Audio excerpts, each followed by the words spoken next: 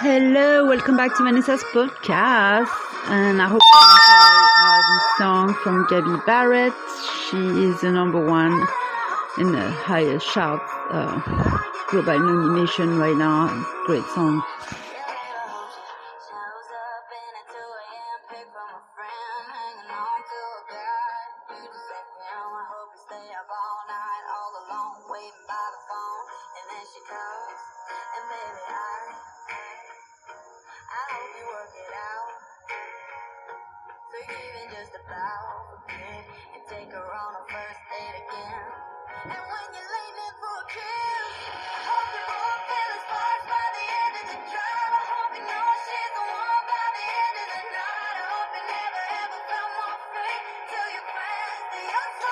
You know, you gotta admit, she should have been the winner. She is the best. She worked so hard. She has a great work ethic, and she really bust her butt really, really hard, even before, during, after American Idol. So this is why she's on top right now.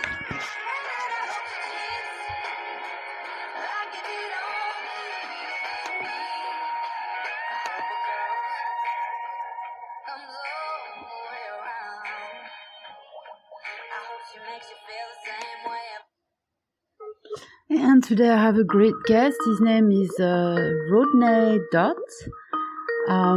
He has a great business and he has tons of things to offer. So we're going to give him a call. Hello. So he's right here with us. Hey Rodney, how are you? I'm doing well. How are you doing?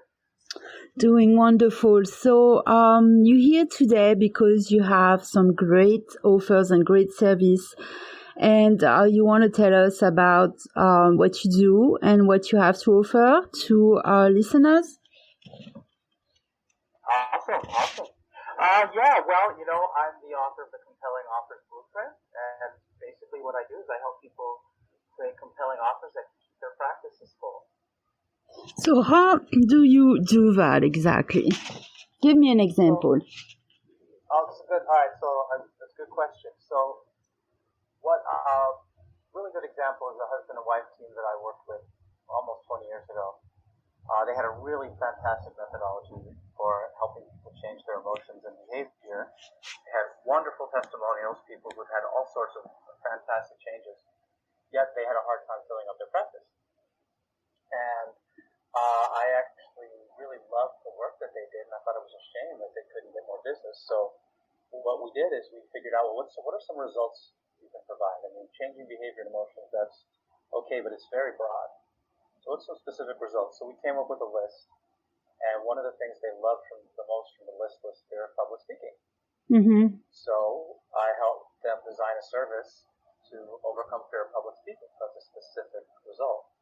And they contacted people in their network and who had to find out who had fear of public speaking they could work with. They found people really quickly. Worked with 10 people really fast, got a bunch of testimonials from those people, and then they put it on a website and started advertising, and they were able to fill up their practice. So it's a very individualized project, basically. You really have to go on one-on-one, to get to know each person and each fear and what is holding them back from finding the right clients or from even finding clients. So in that case, it was somebody who was just scared of public speaking, but there's people who have different problems in different areas. So they don't have a fear of public speaking, but they still can find clients. So what advice do you have for those people? Well, yeah, so what I was basically doing is the first principle is to define a specific result. So they had the ability to help people change their emotions and their behavior. But then they were selling that. That's a really broad service. So I helped them come up with specific applications they could sell instead. And so that's the first principle, is figure out a specific result. So you could have somebody, I worked with I didn't work with her, she was a client, but spoke with someone who told me she was an image consultant for women. And she was trying to sell that service. And I said, what is that? Mm-hmm. And she started telling me about self-esteem and self-worth and this and that and all these things. And I said, so that's good. And when they hire you, what's the result they get? That that they're really happy with. And she said, oh, well, they start getting plum assignments, the really good assignments at work, which helps them get promoted. And I said, that's the result. Sell that. Yeah. And so we figure out what's the results you can promise that you honestly know, yes, I can either promise the complete result or progress on that result. And so that's the first principle, is if you want to have a compelling offer, have a clear result. And you notice that you look at coaches and consultants, the results are very unclear. And yeah, so that's true. You can tell when there's a copycat and people are just trying to imitate another business or trying to get business from somebody else or from what they've seen or what they heard, but they're not authentic. So what makes you different than other businesses? I know you're saying like clear results. That's one of those things, but what other things are making you different? So it's not just what makes me different, but what makes a compelling offer work. So the result is part of it. The second part of it is that you want to be able to have a system. So a lot of people, even if they do have a result and you say, well, how do you do that? And they get tongue-tied or they start describing something that doesn't sound very compelling. So we break up whatever you do into a system, even if your work is very intuitive, even if you know that you can help them, and no matter what kind of situation they're in, you actually want to break it into a system, 5 to 7 pieces that you can say, I'm going to take you through step 1, step 2, step 3, and you want to be able to describe those steps in a compelling way, in a way that makes somebody have confidence that you can deliver that result. And so that's the second piece, and very few people will break their work down into a system. Yeah, you're right. They don't have the patience to do that, so it's good when you have somebody do that for you. Exactly. And then the last piece, the third piece of a compelling offer, is that it addresses a clear problem, a problem that the person needs to have solved. So sometimes the result already is the problem, like fear of public speaking. But even with that program, we looked at, well, who's the audience? Oh, they're business people, mostly. Some of them are entrepreneurs. All right. What is the problem they're having? The business people. The problem is that they were not getting promoted. They're getting passed up for promotion because they don't speak or they don't speak well because they're so terrified.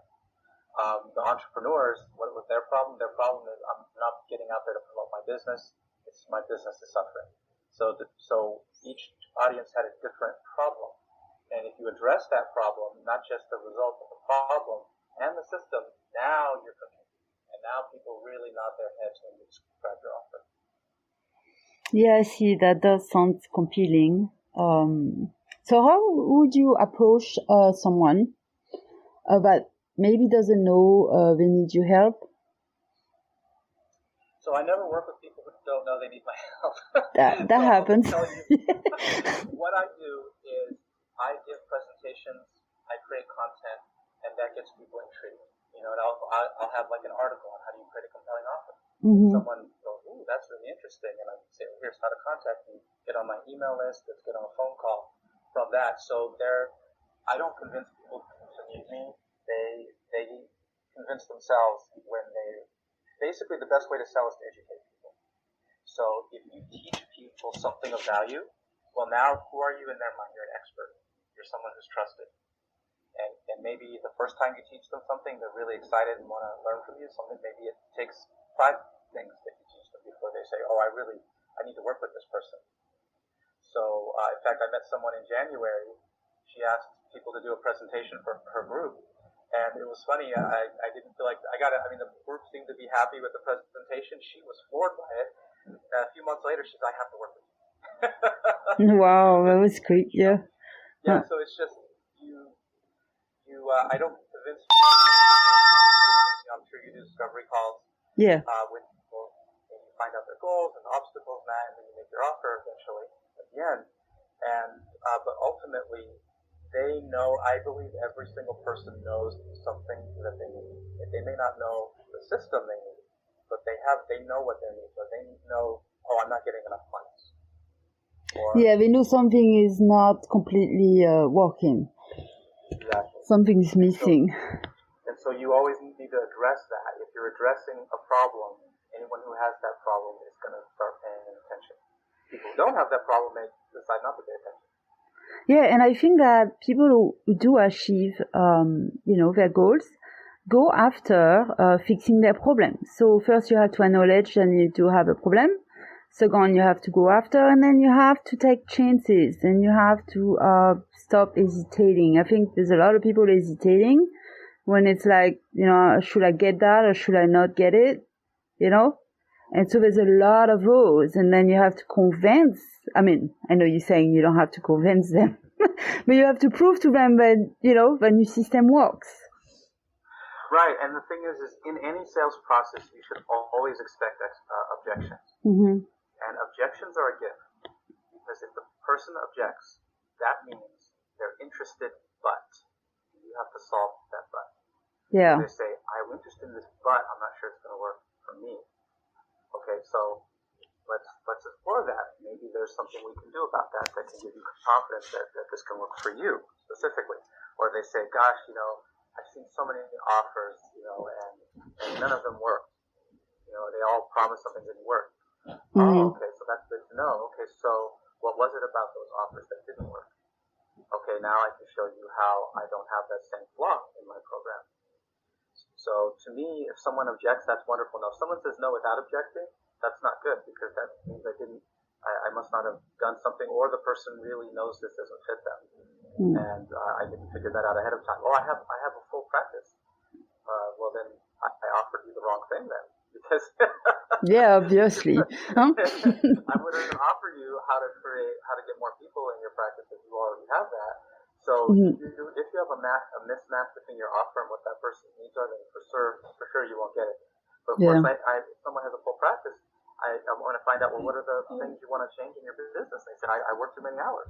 Okay, well, I do have a solution to that. So, which I call a leveraged offer. Which is basically that you take some of the work that you do one-on-one with people and you put it into materials, so that they can learn some of that stuff without you present. It could be videos, it could be audios, it could be text. And so they're still getting the same result overall, but you charge the same amount, but now you're not spending as much time. And there's a bunch of little solutions like that. Oh, I see. Okay. Yeah. So you think it should be charging the same price if they weren't going to see you like a personal consultation? So you still have that part of it, but you'll just have less of it. Oh, okay. So every time you do a piece of your system, that's extra hours that you don't have to spend with the client.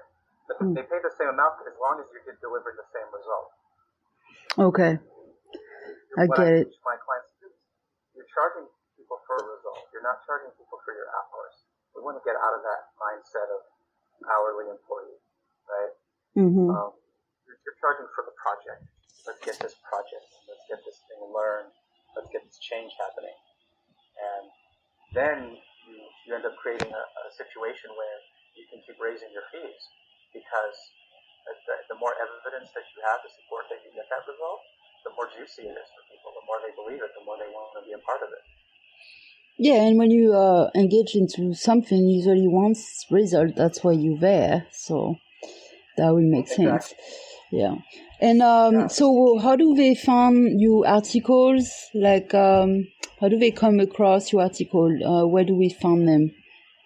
So I have articles on medium.com. I've got articles on my website, selfinfluence.net. People always have to remember the .net, so selfinfluence.net. I got a ton of articles there. And every week I post articles to my email list. So if someone decides to get my free report, or one of my free reports, they'll end up on my email list and they'll get a new article every week. All right, so you can add me to that list. I'm going to send you my email. And now I'll be able to share it also on the group. So like whenever I get it. So people will find out a little bit more about your business. And what's the name of the business exactly? It's Self-Influence. Self-Influence, okay. Sounds great. Sounds wonderful. Thank you for coming on the show and explaining that. I'm sure there's tons of people who will be interested. And it was great to have you. Okay, thank you so much. Bye.